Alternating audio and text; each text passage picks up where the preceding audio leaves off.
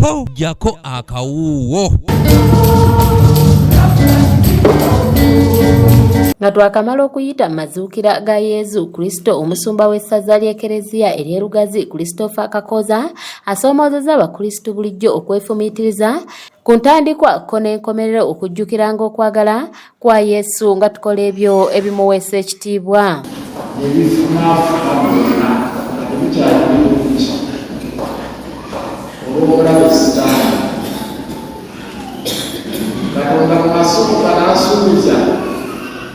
Ndituma omwana wange mwana waoyo agenda kubizza byonna kupya nateekateeka. Yesu abakristu w'essaza lino Kabanda Sentamu asinzidde wano n'alaga obwennyamivu olw'ettemu eriri mu ggwanga, entalo mawanga ga Bulaaya, emiwendo gy'ebintu egyekanamye, bw'atyo n'asaba abakristu okwongera okuyamba ababundabunda ko n'abali mu bwetaavu.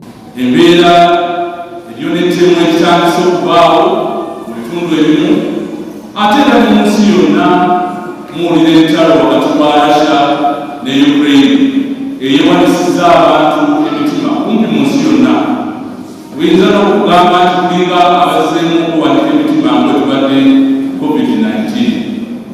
N'olwekyo nsaba tweyongere mu maaso mu kusaba okwegalira okw'enjawulo okulwayo eri abo ababundabunda abali mu bwetaavu bamumanyi n'entalo ezitwetoolodde, ababundabunda abava mu Kongo n'abajjamu n'abalala.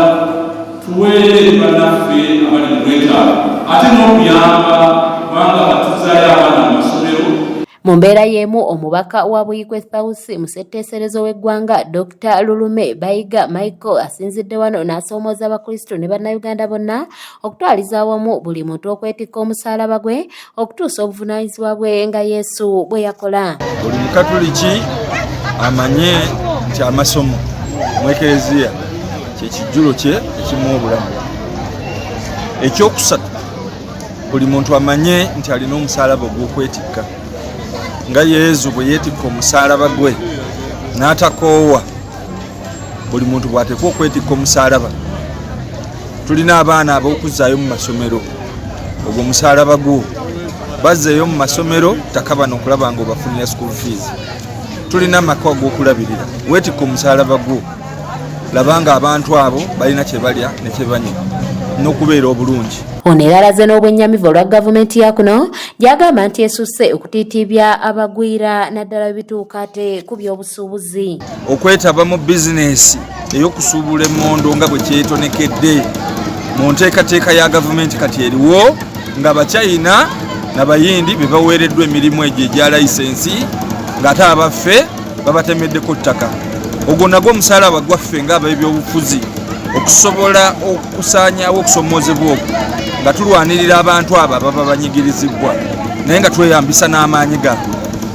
Abantu abasoomoozebwa nammwe mwetikka omusaalaba gwammwe, mulina obuvunaanyizibwa okwatula ebibaluma awatali kuttira muntu ku liiso. Patirisi Kyewalabye yakusakidde eggulire lino ku lwa ABS Television.